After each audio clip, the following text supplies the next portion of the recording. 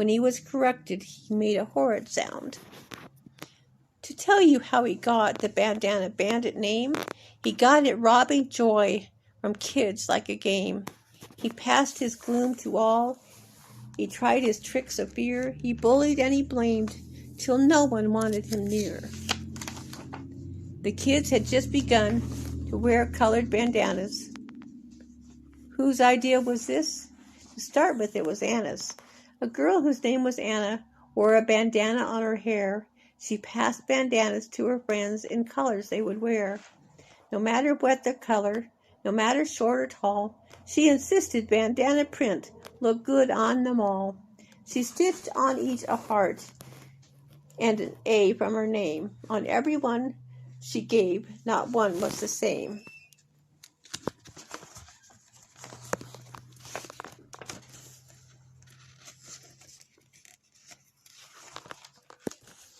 Anna's bandanas started small, but soon they were a trend. Before too long, it seemed as though the bandanas had no end. Sharing and wearing bandanas grew and grew and grew. Kids wore them old, kids wore them new. As lots of kids wore bandanas, in colorful, interesting ways, it seemed the bandanas gave some fun and made happier days. All except for that one little boy who stole bandanas just to annoy. He was jealous of joy. The kids he stole from came up with a thought. They would drown him in kindness with the bandanas they bought. So they sent Bandana Bandit bandanas of all styles, each one initialed. There were piles and piles and piles.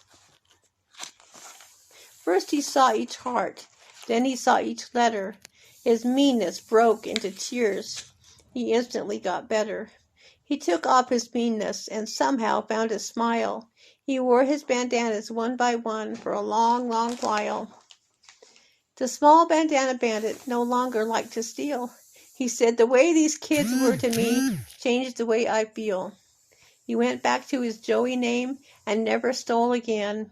He found his place with Bandana Kids, the kid with the bandana grin.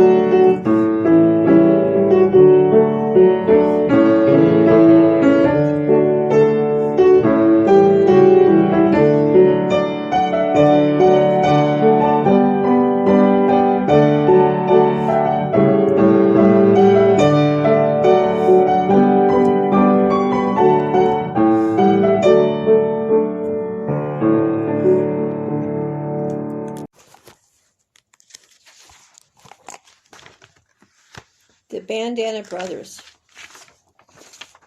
The Bandana Brothers, there were two. One wore red, one like blue. Whenever they came, someone would say, "The Bandana Brothers are smiling this way." In and out of buildings, out about town, the Bandana Brothers hung smiling around. What I liked best about these brothers was that the way they liked to help out others. They'd help out neighbors. they needed to clean, and never once saw them get mean. They found ways to help those in need. Sometimes a hungry person they would feed. Being ranch raised, they dressed cowboy. They lived real good and shared their joy. Well, one day the brothers, they met some gloom when Cactus Leo came in a room. He was not like most of the townfolk. He was full of anger and never a joke. He was prickly and painful with the words he blew. He cussed and fumed like no one we knew.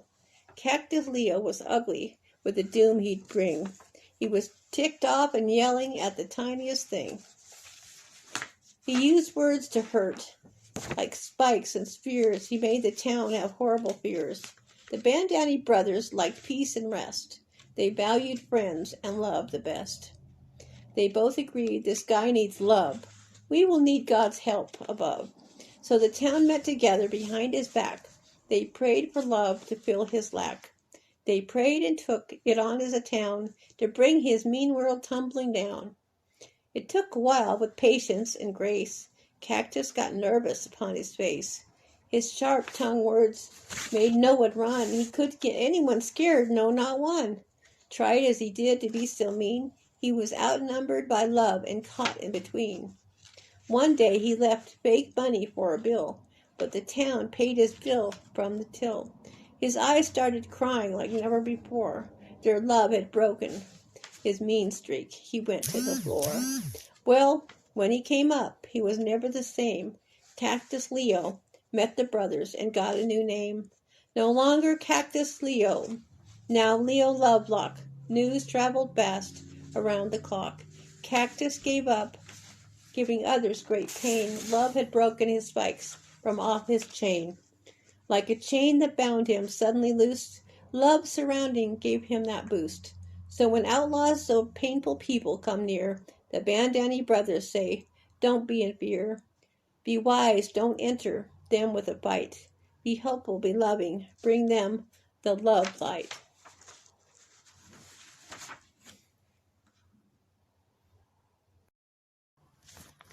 The Bandana Trickster by Peggy Parrish. The great Bandana Trickster was a pest of a fellow. He lied to us all, and rarely was he mellow. He tried to steal our peace. He tried to steal our joy. He tricked moms and dads, and tried each girl and boy. His goal was to sneak. His goal was to fool. He came to bring mischief. He laughed at every rule. Though the Bandana Trickster was very mean and cruel, he managed to show up at our homes and school. Stealing was the Bandana Trickster's game. Fear gripped many at the sound of his name. He seemed to change his accent to try to fit in. He disguised himself to trick us again and again. Well, one day we got tired of his bully ways, so we chased him out of where we were and smiled for days and days. He wanted to get us all to follow him in fear. Don't fall for a game like this. No, don't even get near. You see, bad company, it corrupts us all. So don't follow his kind. You will only fall. There's tricksters like Bandana Trickster in my town and yours. So beware if one shows up who seems to stir up wars.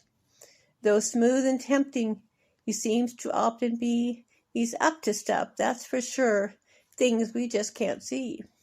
Beware if someone's words are smooth, but just don't seem right. A trap might be being set, so don't take that first bite.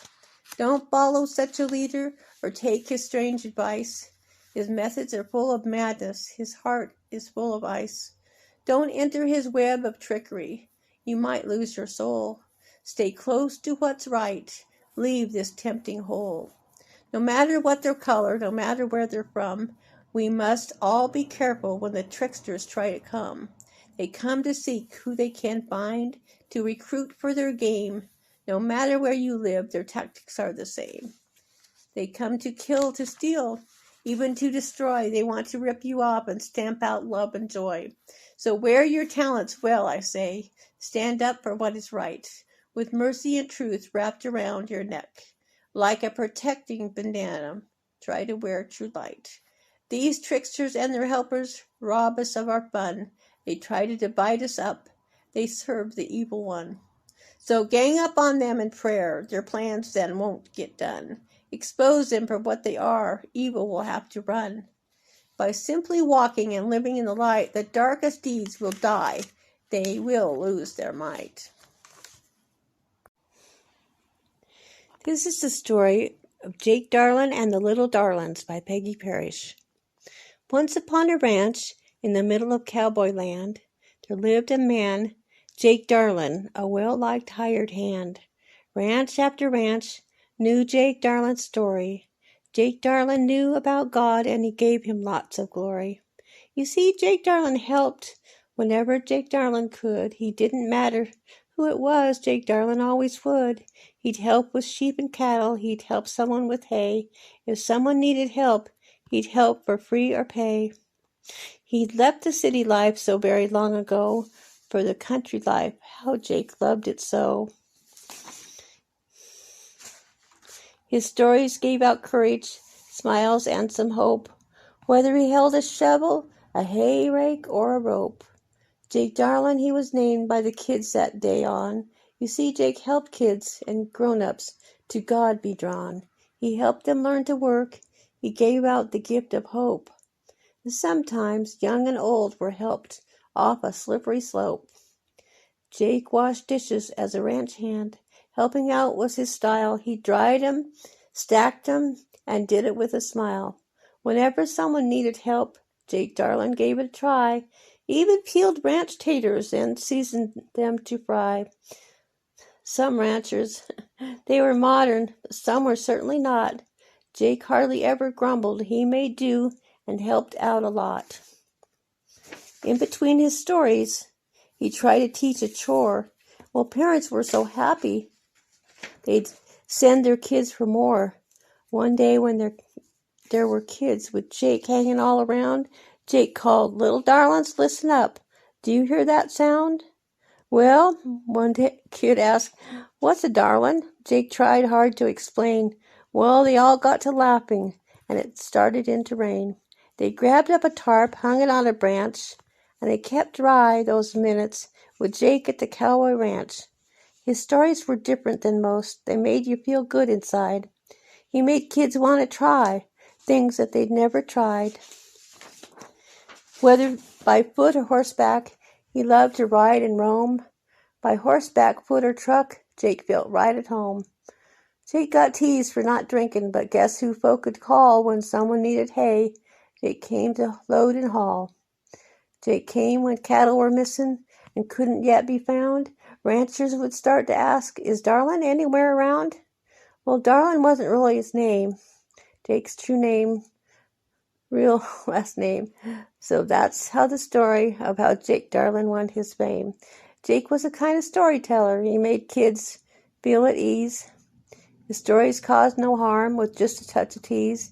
He would make kids laugh or have a sudden smile. Kids came from miles away to hang with Jake a while. He didn't give up on people because he loved God so. No matter what age the person was, he always let them know that the smile that came on this cowboy much throughout the day came as he lived out his dream with God in a cowboy helpful way. He'd tell anyone who'd listen, God's way is the best to go, that he's the one to follow and to get to know. God is my best friend, he'd say. He never gives up on you and me. Jake would shake your hand when he met you, and his cowboy smile you'd see. Well, one day he got a letter of his next place to be. Those who knew him helped him pack very reluctantly. The kids made up a song and hung it up to see. The day Jake Darlin left, it was nailed up in a tree. It went like this. Jake called kids little darlings. He had none of his own. He made us feel like family and never feel alone. And every ranch Jake went to, he gave away his smile. When he comes back to see us, I'll hang with him a while. Well, when the parents heard the kids sing Jake their song, something rose up within them, something good and strong. Suddenly, some clapping parents stood up with a song of their own, cheering with happy tears for Jake, that he would never be alone. parents' song went like this. I hey, helpin' foot stompin', cowboy with a smile, horseshoe and cowboy, going the second mile. A tater fryin', dishwashin', fence buildin' man, a God-fearin' friend, teachin' kids they can. The parents sang their song like a cheer. Then they clapped for Jake forever. Jake smiled and tipped his hat. A wonderful time together. Jake, darling, you're welcome to visit any time, one parent said as the kids sang once more the words they'd put to rhyme. Jake, darling, took off in his pickup with one horse and a trailer behind. But because of his smile and wave, no one seemed to mind. He'd be back someday, or all hoped that he would, 'cause Jake was someone special, and he said it he would if he could. The kids decided as Jake left to do their chores like Jake. He's rubbed up on you, the parents said. We're glad, for heaven's sake.